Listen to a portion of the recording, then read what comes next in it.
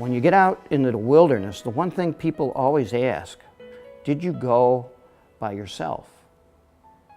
And I say, yes, I went all by myself, but I was never alone. I was with all kinds of people, including forces that I didn't see, the invisible. And it's almost scary to people because they've built these walls of cocoons. There's a longing to be free of it with the wilderness, but a fear of such openness and exposure. And this act of pilgrimage, I think, knocks down those fear walls through the physical activity, through being totally absorbed in the environment. You have to knock those walls down or you can't do it.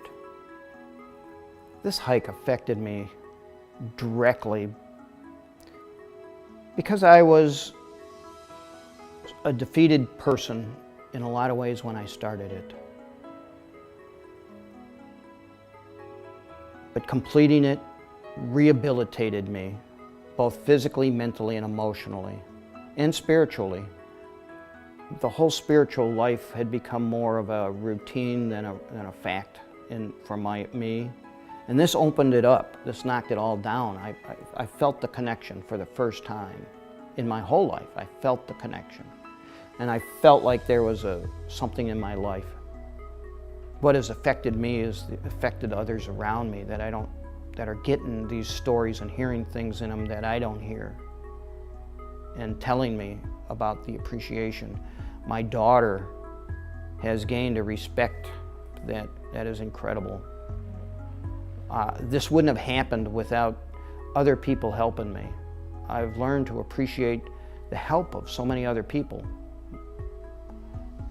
All that I achieved in my life, I didn't really do it by myself.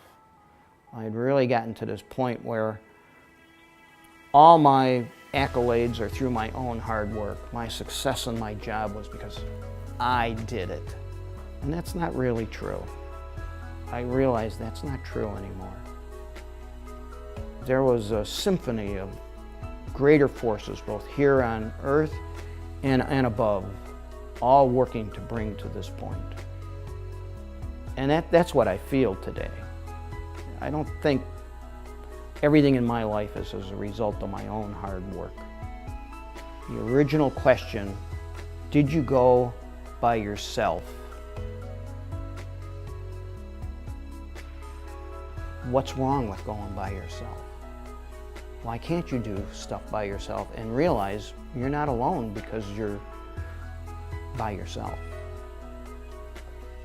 I originally thought I would go on this trip as an adventure and be me with nature, and most of the time I would be alone with my thoughts out on this journey. And that's not what happened at all. I was sure I was with my thoughts, but being alone, no. There was people all along the whole 2,000 miles that came to my aid unasked and sometimes asked.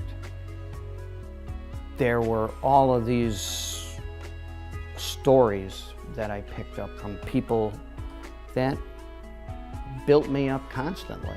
It was not just an internal struggle, me against nature. It became not a struggle at all. It became a journey. And that was a big surprise. That was the biggest surprise.